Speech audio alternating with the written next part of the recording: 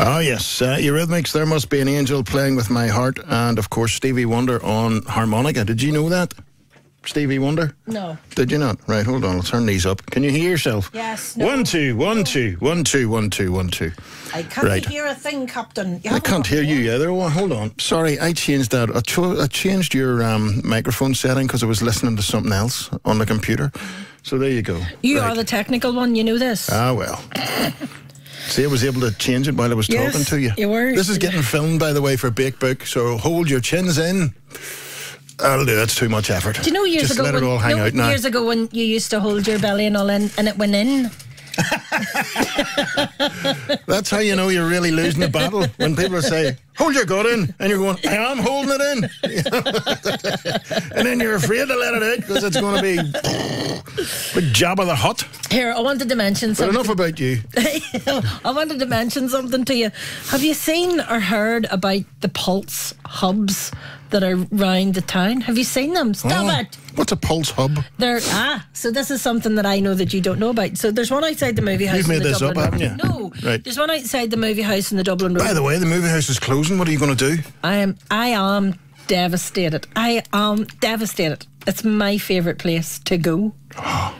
So all the film reviews are down in the movie house. That's where you go. I go there, and whenever you go in there, you feel safe. It's like shacking. It's brilliant. Shacking. Whole atmosphere there. I've never found anywhere like it, and I am. So you'll be standing in the Dublin Road, you know, in years to come, going, I remember when this was all cinemas. Yes. Now it's going to be office blocks. No.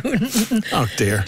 Anyway, never mind that. So the Pulse Hub, there's one outside the movie house in case you wondered what it was, and it's a big rectangular thing. A rectangular? Rectangular. Does that mean it's a real spectacular rectangle? It's rectangular. Go ahead. It is. We're not doing funny words today again. It's about 6 foot something, about 6'6", right? And it's about 3 feet wide and a wee bit of breadth. What, myself? But the thing is, touching me again? You can get information of this, and it also has USB plugs, a doodah, an outlet for your phone. And a doodah? Do you know the way... Are there toothbrushes involved in this? Will you let me speak? This is the most... The doodah's full of toothbrushes? Normal thing that I've ever... From last week. First spoken about. Go ahead. So, have you ever been out? We were talking the other week about there being no phones anymore, hardly any phones in the street. But yes. If you're out at night time, it's a safety thing as well. You can plug your phone into this and it charges your phone. Oh, happy days. It's an amazing thing. And I thought, wow, so apparently there's quite a few of them around the city centre, and you can find it where you are. It has a defibrillator. It's the best thing I've seen in... Listen, the two things Belfast people will want to do. First of all, there's going to be all those wee smicks and skip rats who'll want to wreck it, okay? Then the rest of Belfast will want to get their money's worth. What? So people who don't even know the phone charge will be queuing up to stand and just, right, I'm getting my phone charged here for nothing. I think you can make calls from it as well. It's just amazing. And then they'll be going, there's a defibrillator here. Give us a go on that. Just to get the use out of it. But as long as but I would recommend, it's a very handy thing. It's a brilliant thing. I would recommend that if they catch anybody trying to damage it, they just... go to jail. Go to jail. Do not pass go. Do not collect 200 quid. One of those ones, you know. And lose their licence. Lose their licence? What, their licence for wrecking public amenities? Right. Did you go and see a film? I did. Are you coming round to my way of thinking? If I worn you down, a film. But yes, I did. I went to see Alita. I'm taking charge today. He's not. That's a gag. So I went to see Alita, and this is a fantastic film because kids are on midterm break this weekend, aren't they? I don't know. Did I make that up? Our two could be. They don't tell me. Maybe I made that up. I'm going and waking them up. We're not in today. We're on a midterm break. Get up anyway. You're going. There's chimneys to be cleaned. And you're helping the milkman on his round as well. Anyway, so this film is about a young girl who's an android. But she's half android and she's half real people by the looks of it. And she meets these bad people who want to do bad things, and she plays this game, and she's very good at it. Hold on. Is that a film review? That could have been the film review about anything. There's bad people in it. And there's a girl in it. Yes. Dear me. This is based on a manga comic, but don't let that put you off in case you're not interested in manga. Do you want me to show you what the opening line of the description is? Yes. A deactivated female cyborg is revived, but cannot remember anything of her past life and goes on a quest to find out who she really is. Is that not what I said? Not in so many words. So that was it. I would love to see your answers on written exam papers, because you would convince yourself you wrote down the proper thing. Right. But you won't believe how many big people were at the films to see this.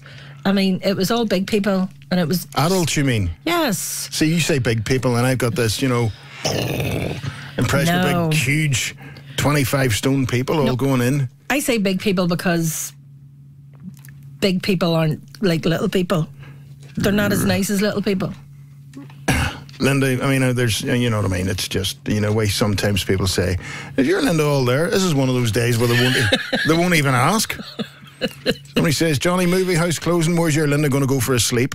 I don't know. Says Mark Irwin. So fair play. Joe says, I'll miss that place as well. I was talking to one of the girls who has worked there from day one. Very sad indeed. I know the company. I heard Michael McAdam on U105 the other day talking about, I think everybody who works there will be offered jobs within the organisation and the other places that they own. But it's just...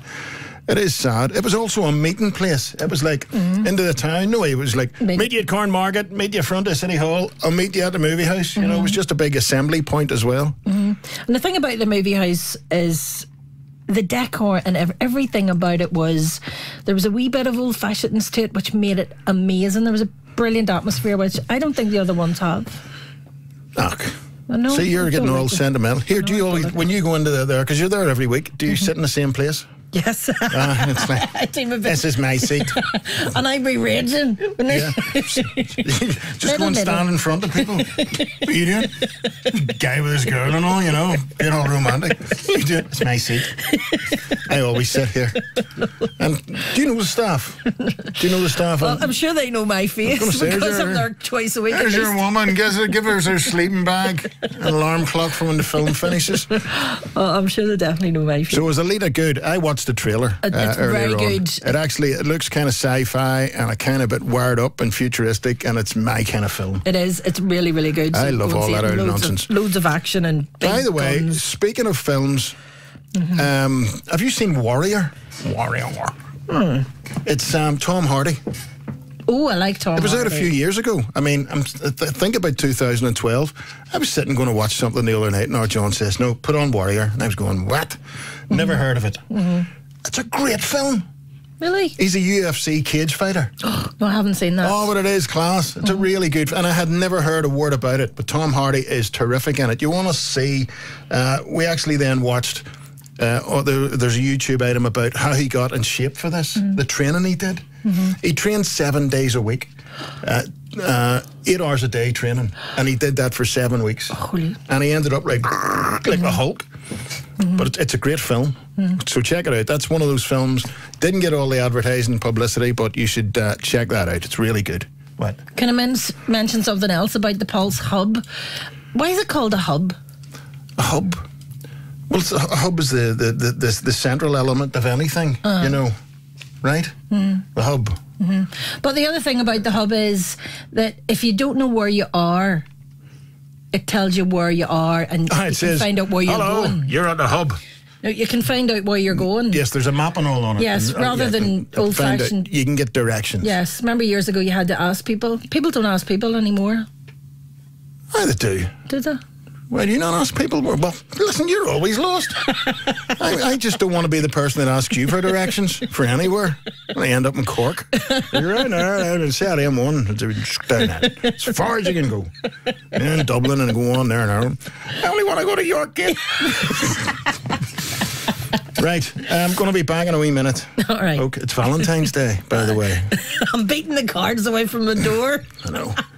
Did you get a card? Listen, postman's sent me a solicitor's letter. Broke his back this morning. Carrying it all. Roses are red, violets are blue. Some poems rhyme, but this one doesn't. I love that. Is there and Emotion, just one of your Valentine's tunes today here on U105, the Lovers Station. Right. That was my nighttime sexy voice. Anyway. Have you ever been dropped? Hold on, that's a bit below the belt. I'm only asking. Have I ever been dropped? Yes, everybody's been dropped. Here, does a one-legged duck swim in circles? Yes, I've been dropped. I just thought would look at things. And sometimes it feels cat, and then you look back and go, that was the biggest favour anybody could have done me. It was dropping me. Yeah. Not that I'm better. I can't even say what I was going to say, you dirty rat. Anyway, Valentine's Day. Did you buy anything for Lisa? Right. I warned people, I warned all the men here, even if you have a treaty in place, okay? Even if it's been negotiated by United Nations, a treaty not to buy each other, and I think men should always go and get something. You should always have something in the safe. I walked in last night, a bunch of roses, and the reason I gave them last night, I don't want them dying, overnight. So I says, Lisa, there you go, bunch of roses. With the red roses? Red roses. Right, yes. Okay. Effort. Lisa says, what are they for? I am not joking. What are they for? I says, Valentine's Day. All right. Romance in our house. And then, when she went to bed last night, I got up and secretly wrote a card, lovely card to my lovely wife, and, all this here, and, with a verse that I actually read. Really? For a change, And Lisa came in and says, she called me a name. She says, you're a... I says, why? She says, you got me a Valentine's card. And I says, what's wrong with that? Well, I didn't get you one. Well, that's hardly a name-calling situation. No, but I just thought, I says, well, it's good because now you owe me a favour, right? I'm now brownie points up to here. But she says, we don't bother with Valentine's Day. So I let on to be all hurt. No, I got you flowers and I feel cat now. I'm just... I was like this here. And she was like, all right, dead on. So no romance. So I've done my bit, flowers and a card. And... That's it. So I've done my... Here, there's a... I know I haven't got long. There's a zoo you can go to, and they will name a cockroach after your ex, right? So you get a cockroach, and they'll go, Sadie, right? Call that Sadie. And then they feed the cockroach to a meerkat for you on Valentine's Day. How's that for getting back at your ex? See you, I got a cockroach eating with your name on it. Hey, how do you like them apples? Speaking of cockroaches, I was talking about this the other night at the weekend show, so I'm stealing your bit. There's a man in Japan, and he had a relationship with a cockroach for a year. He called the cockroach Lisa, and at the end of the year, it died and he ate it. I did do that story. Did you? Yeah, did I. Oh. Right. But this is, and people are saying, and Kathy was in touch on Facebook, I'd afraid that my ex's name would poison the meerkat, so I wouldn't inflict that on any animal. Whoa. Those wounds haven't healed yet, No. I wouldn't even put your name in a cockroach, you rotten pig. By the way, do you know what SWALK and all on a Valentine cards mean? Yes. What?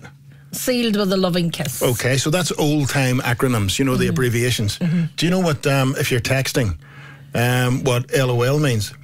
Laugh out loud. Right, okay. There was a girl on Facebook last week, and her friend had put up, sad to say, my daddy died today, and here are the arrangements for those wanting to go to the funeral and all this here. And her mate went on and said, sorry to hear this sad news, LOL. And everybody's on going, whoa! City, for goodness sake, that's a bit insensitive. How could you be so cruel? And then she explained, like after about 1 billion texts giving her abuse, she explained, I thought LOL meant lots of love. By the way, points for the wee woman with the meerkat eyes. What do you call her? What's the film? 9 points out of 10. 9 points out of 10. Okay, Linda, thank you. Thank you. By the way, congratulations on your listening figures. You did very well. Thank you. I hear. Yes. He said, raging with jealousy. Right, coming up next, we have the headlines. Here's Chris.